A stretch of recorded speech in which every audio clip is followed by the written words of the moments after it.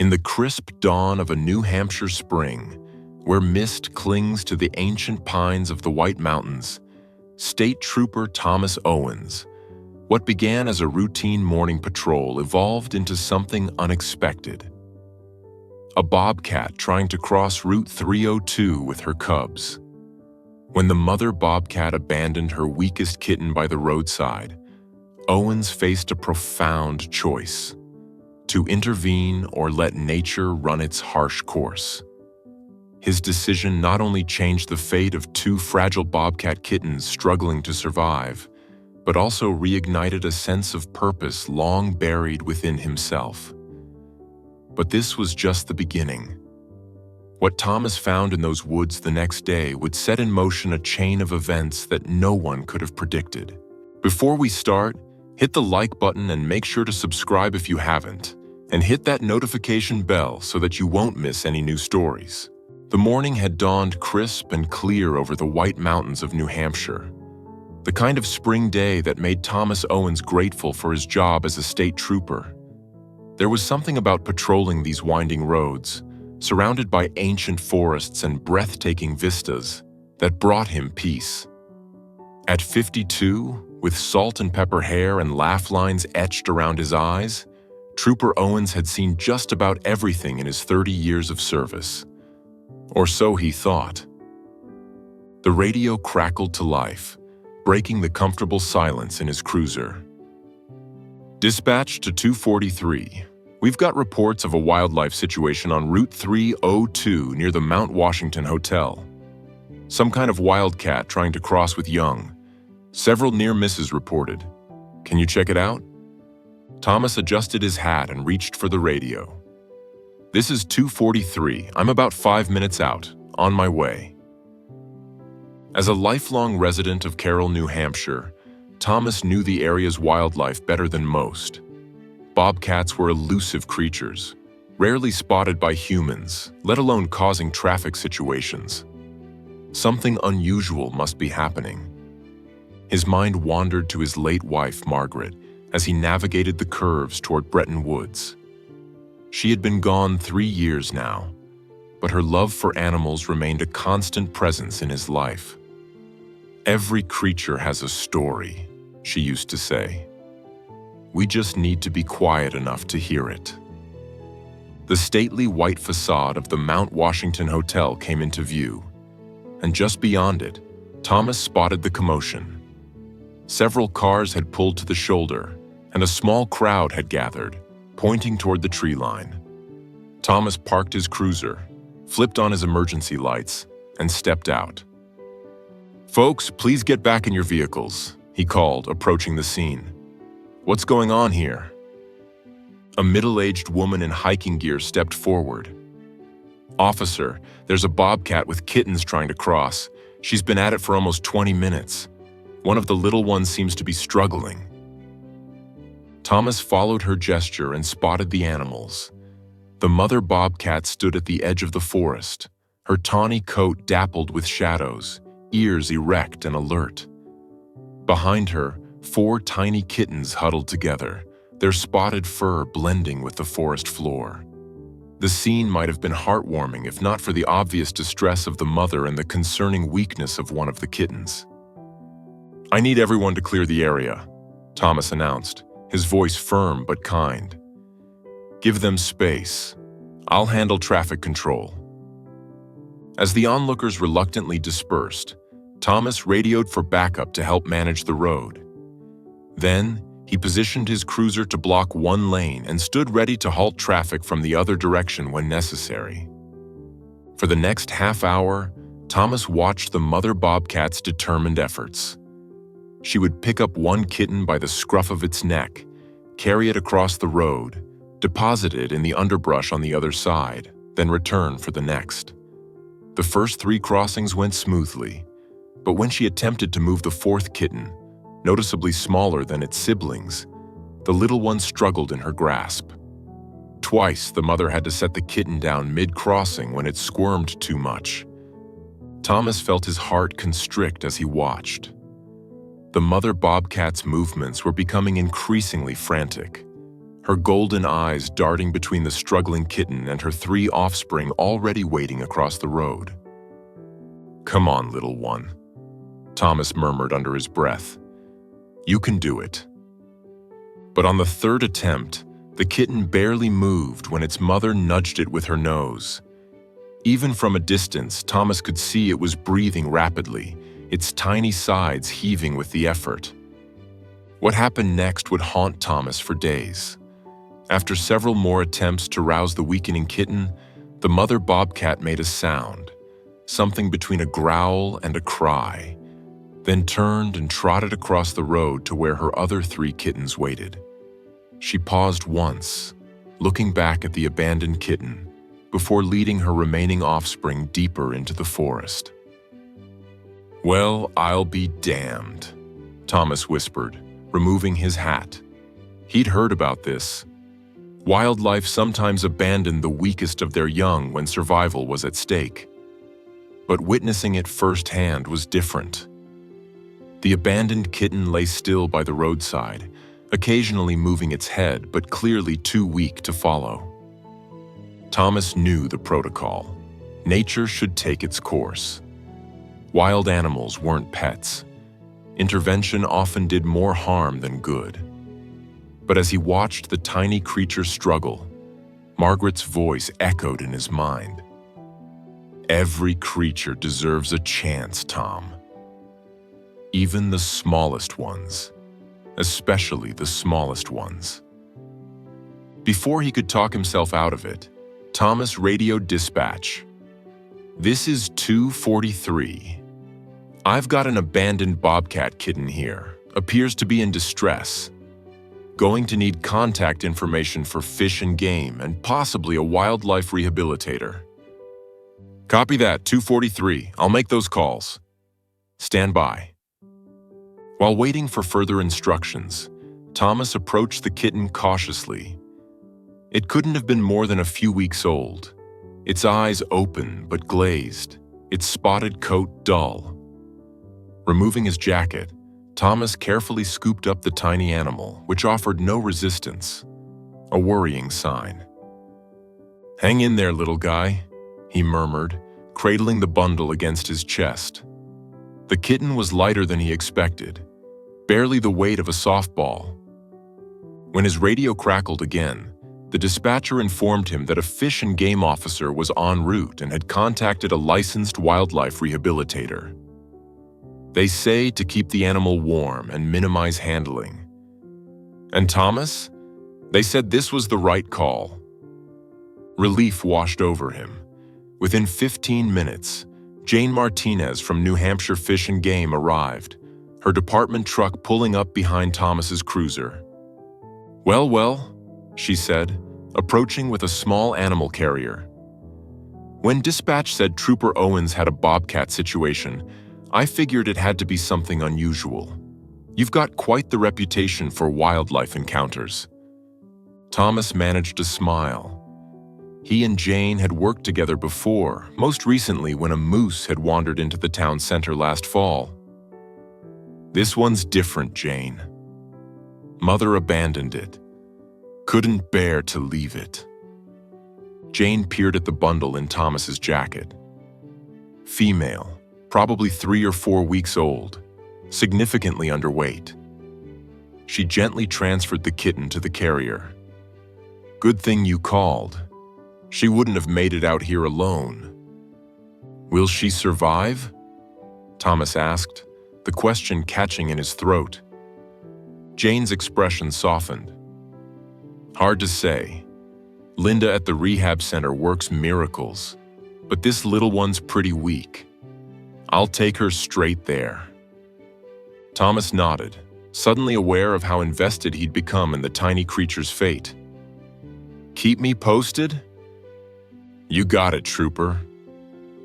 As Jane drove away with the precious cargo, Thomas remained standing by the roadside for a long moment, staring into the forest where the mother bobcat had disappeared with her other kittens. Something about the day's events had stirred emotions he'd kept carefully buried since Margaret's passing. The remainder of his shift passed in a blur. By evening, when Thomas finally pulled into the driveway of his modest lakeside home, exhaustion weighed heavily on his shoulders. Inside, the house was quiet except for the ticking of the grandfather clock that had belonged to Margaret's father. Thomas fed his aging golden retriever, Solomon, and collapsed into his favorite armchair, still in uniform. He must have dozed off because the ringing of his phone startled him awake. It was Jane. "Thomas?" The kitten stabilized for now. Linda's got her on fluids and she's responding well. Thought you'd want to know. "That's great news," Thomas replied, relief evident in his voice. "Thanks for calling." "There's something else," Jane continued, her tone changing slightly. "Linda found something unusual during her examination.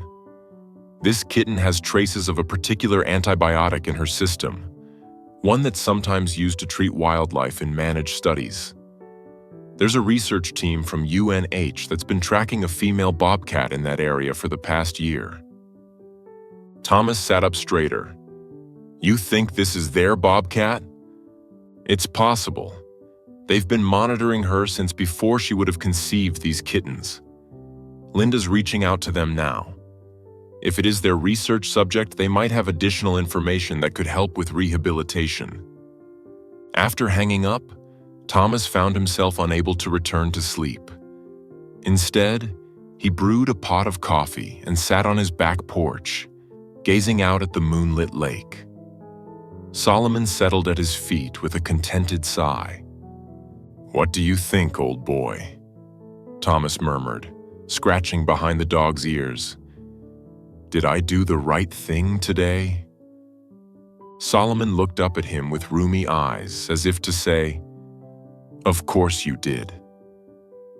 The next morning dawned with a sense of purpose Thomas hadn't felt in years. His day off stretched before him, and he knew exactly how he wanted to spend it. After a quick breakfast, he drove to the Wildlife Rehabilitation Center where Linda Parker had been caring for the bobcat kitten.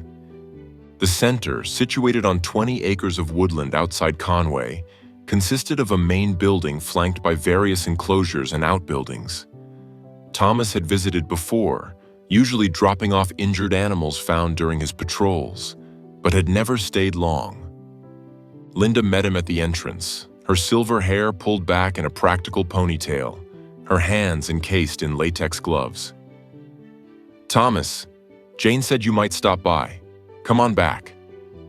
She led him through the main treatment area where various wildlife, a barred owl with an injured wing, a porcupine recovering from an encounter with a car, 2 orphaned raccoons, were being tended by volunteers. "How's our little friend doing?" Thomas asked, following Linda into a quieter back room. Linda's face broke into a smile. "Much better than expected. She's a fighter." She gestured to a small incubator where the bobcat kitten lay on a heated pad, an IV line delivering fluids. The kitten looked marginally better than the day before, her eyes more alert, though she remained worryingly still. "Has she eaten anything?" "A little bit of special formula. Not enough, but it's progress." Linda checked the IV and adjusted the temperature settings. "The research team called this morning. This is indeed one of their study subjects' offspring. They've been tracking the mother for 18 months. She's known as BF42 in their records." Thomas moved closer to the incubator, mesmerized by the tiny wildcat. "Do they know anything that might help?" Linda nodded. "They've observed her several times over the past month. According to their field notes, she had 5 kittens initially, which is extremely unusual for bobcats. Normally they have 2 or 3. 5 would put enormous strain on her ability to nurse them all adequately." "5?" Thomas repeated, brow furrowing. "I only saw 4 yesterday, the 3 she took with her and this little one." A troubled expression crossed Linda's face. That's what concerns me. If there was a fifth kitten. Thomas didn't need her to finish the thought. Somewhere out there could be another abandoned kitten, even weaker than this one. I'm going back, he said decisively. If there's another one out there, we need to find it. Linda placed a hand on his arm. Thomas, the chances of finding another kitten after all this time, and even if you do, I have to try, he said simply. After getting directions to the research team's last known sighting locations, Thomas drove back to Bretton Woods. The day had turned overcast, a light drizzle making the forest glisten. He parked in the same spot as the day before and stood for a moment studying the surrounding woods. If he were a mother bobcat with hungry kittens, where would he den? Somewhere sheltered, near water, with good visibility of approaching predators. Thomas set off into the forest, following a faint game trail that paralleled the road for about a quarter mile before curving deeper into the trees. For 2 hours, Thomas searched methodically, drawing on all his outdoors experience. The rain intensified, soaking through his jacket, but he pressed on. Just as he was considering turning back, a sound caught his attention, so faint he almost missed it over the patter of rain. Following the noise, Thomas pushed through a dense thicket and found himself in a small clearing. There, beside a fallen log, lay a tiny bobcat kitten, even smaller than the one he'd rescued yesterday. It mewled weakly, its fur sodden from the rain, eyes barely open. "I'll be damned," Thomas whispered, heart pounding. "You're a survivor, aren't you?" Moving with gentle urgency, he removed his outer shirt, now relatively dry, and carefully wrapped the kitten. It was alarmingly cold to the touch and offered no resistance whatsoever. The hike back to his car seemed interminable. Rain had turned the forest floor slick, and Thomas moved cautiously, one arm cradling the precious bundle against his chest, the other helping him navigate the increasingly treacherous terrain. By the time he reached his cruiser, both he and the kitten were thoroughly soaked despite his best efforts. Cranking the heat to maximum, Thomas placed the bundle on the passenger seat and immediately called Linda. "I found another one," he said without preamble. "Much worse condition than yesterday's. I'm headed your way now." "I'll be ready," Linda replied, the professional calm in her voice belied by its urgency. "Drive safely, Thomas. That little life depends on it." The 40-minute drive to the rehabilitation center was nerve-wracking. Every few minutes, Thomas would glance over at the tiny bundle, relieved each time he saw the slight movement indicating the kitten was still breathing.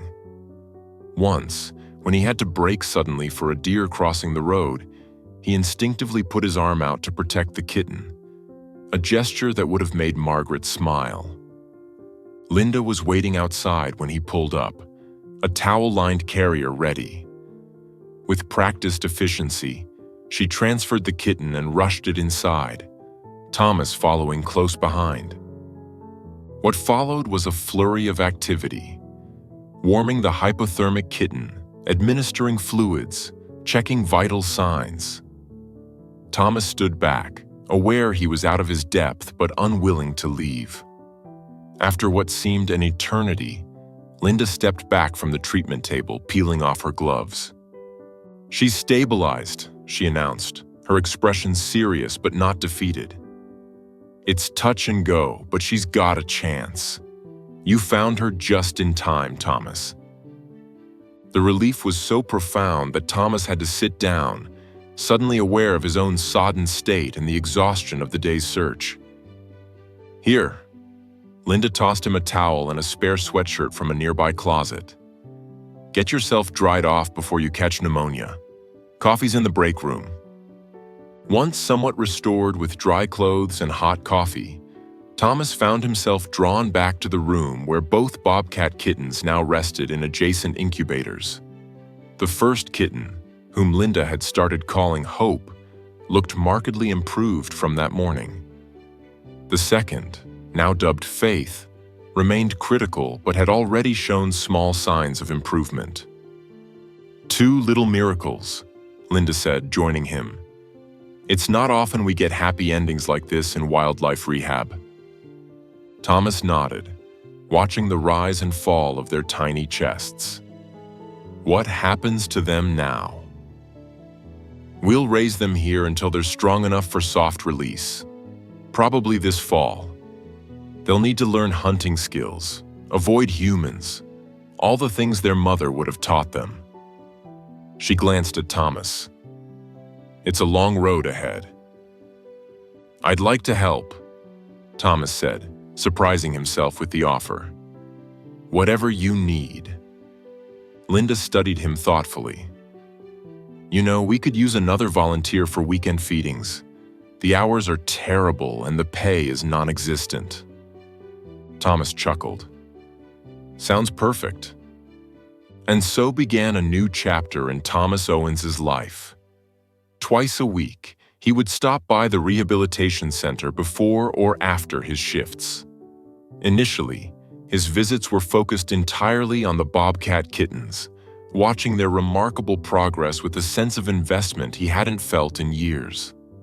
Hope and Faith graduated from incubators to a small indoor enclosure, then to a larger outdoor space designed to introduce them to their natural environment while keeping them safe. As the weeks passed, Thomas's involvement expanded.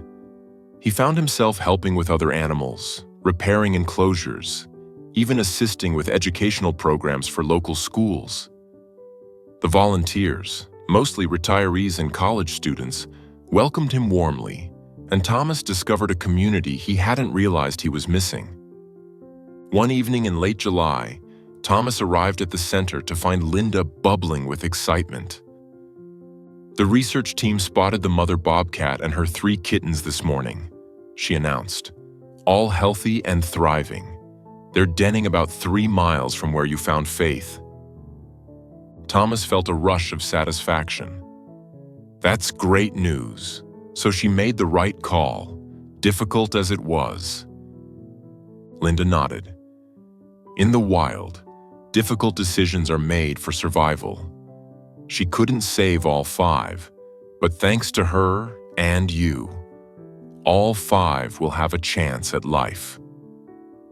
By September, Hope and Faith had transformed from the fragile creatures Thomas had rescued into sleek, energetic young bobcats with distinct personalities. Hope was bold and curious, often the first to investigate new objects in their enclosure. Faith remained more cautious but displayed remarkable climbing abilities, often perching on the highest branches to survey her domain. As their release date approached, Thomas felt a surprising mixture of pride and melancholy. He had known from the beginning that the goal was always to return them to the wild. Yet the prospect of saying goodbye was unexpectedly difficult. The day of the release dawned clear and cool, the mountains ablaze with autumn colors. The location had been carefully chosen, a secluded valley within the bobcat's natural range, but far enough from the mother's territory to avoid conflict. The release would be soft. A temporary enclosure had been built on site, allowing the young bobcats to acclimate to their new surroundings before the doors were opened and they could leave at their own pace. Thomas helped transport the crates containing Hope and Faith to the site, maintaining a professional demeanor despite the emotion welling in his chest. Linda, sensing his mood, squeezed his shoulder. "This is the hardest part of the job," she said softly, "but also the most rewarding." The release itself was anticlimactic. The crates were placed inside the temporary enclosure, doors opened, and then the humans retreated to watch from a distance. Hope emerged first, as expected, cautiously exploring the enclosure before climbing a small tree to get a better view. Faith followed more slowly, staying close to the familiar crate initially before curiosity overcame caution. For an hour, Thomas watched through binoculars as the Bobcats explored their new temporary home. They would remain in the enclosure for 2 weeks, with volunteers providing food that would gradually decrease as the Bobcats learned to hunt on their own. After that, the enclosure door would be opened, allowing them to leave when ready while still having a safe place to return if needed. As the team packed up to leave, Linda handed Thomas a small gift bag, a little something to remember them by. Inside was a framed photograph of Thomas sitting between the 2 incubators on that first day, his expression a mixture of concern and hope. Beneath the photo, a simple inscription: "Every creature deserves a chance." Thomas swallowed hard. Margaret used to say that. Linda smiled. Great minds think alike. In the months that followed, Thomas continued his volunteer work at the rehabilitation center while maintaining his duties as a state trooper. Occasionally, the research team would send updates about Hope and Faith, who had successfully adapted to life in the wild. Trail cameras had captured images of them hunting, exploring, and even interacting briefly with other bobcats from a distance. When winter settled over the White Mountains, Thomas found himself driving the same stretch of Route 302 where his adventure had begun. Slowing near the spot where he'd first encountered the mother bobcat, he pulled over, cut the engine, and simply sat, watching the snow-covered forest. No bobcats appeared, of course. They were elusive by nature, especially in winter. But Thomas knew they were out there. Hope and Faith, their mother and siblings, and countless other wild creatures making their way in a world that was often harsh but occasionally kind. As he prepared to pull back onto the road, Thomas noticed movement in his rearview mirror. A NH Fish and game truck had pulled up behind him, and Jane Martinez was walking toward his window. "Knew it had to be you when I saw the cruiser," she said as he rolled down the window. "Everything okay?" Thomas smiled. "Just taking a moment to remember. Any word on our bobcat friends?" Jane's face lit up. "Funny you should ask. The research team recorded something pretty remarkable last week.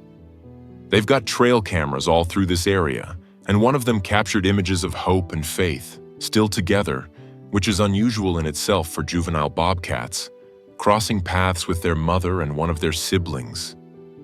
Thomas's eyebrows rose. "Seriously? Did they recognize each other?" "Hard to say for sure, but the footage shows them in the same clearing for nearly 10 minutes. No aggression, which is significant. The researchers are beside themselves. This kind of family interaction isn't well documented in bobcats, especially after such a separation." Thomas felt a warmth spread through his chest despite the winter chill. "Nature's full of surprises." "Indeed it is," Jane agreed. "Just like state troopers who can't resist playing wildlife hero." She said it with a smile that took any sting from the words. "Someone has to keep you fish and game folks busy," Thomas retorted with a chuckle. As Jane headed back to her truck with a wave, Thomas took one last look at the forest before pulling back onto the road. The Bobcat family's story had changed him in ways he couldn't have anticipated that spring morning when the call came through. It had opened a door to a part of himself he'd closed off after Margaret's death.